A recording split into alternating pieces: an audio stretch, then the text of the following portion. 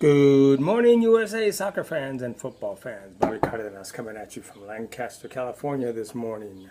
Thursday morning, we saw the second and final semifinal match yesterday between Argentina and the Netherlands.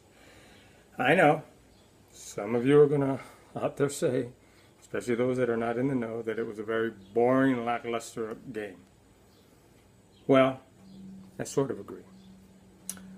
As far as the aesthetics and the beauty that we always wish we can see in these football matches, yes, it was left wanting. But you have to give both teams credit for the defensive tactical plan that they formulated ahead of time and carried out. Neither team wanted to give up that first goal.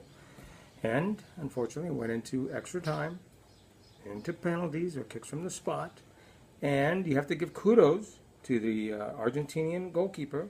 Blocked two great shots, especially one by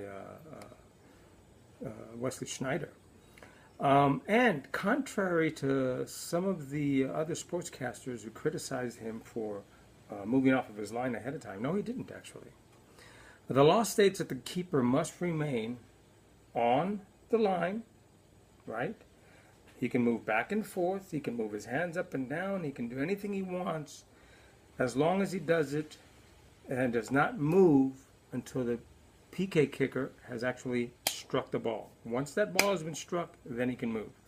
Well, unfortunately, most keepers do move. They'll take an actual step, they'll hop ahead of time and then dive one way or the other, which is actually what Krul did a couple games ago and some of the other keepers during the tournament.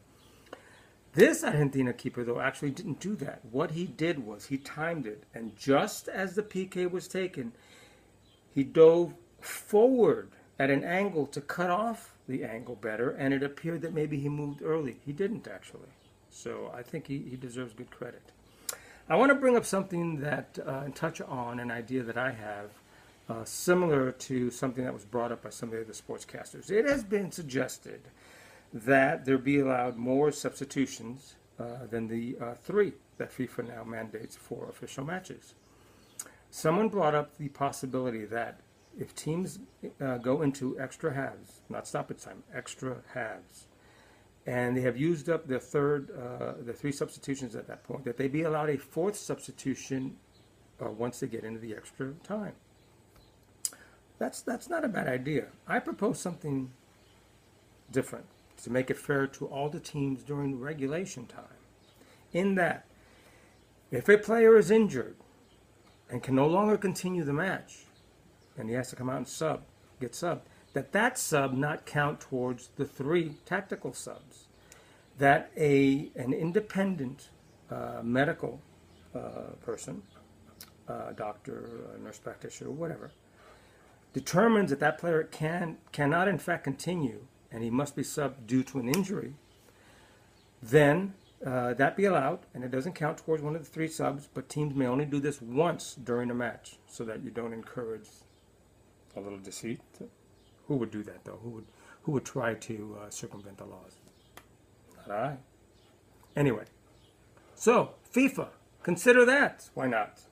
And if you'd like any other great input of mine, feel free to contact me. I'll work with you guys and progress with the laws of the game, do whatever I can to further our cause for this beautiful game. Okay, I'm going to come back later and do a post in my referee uniform addressing the offsides law. That's one of the most controversial and misunderstood laws of our game. I'll try to explain it. Okay? In the meantime, go USA!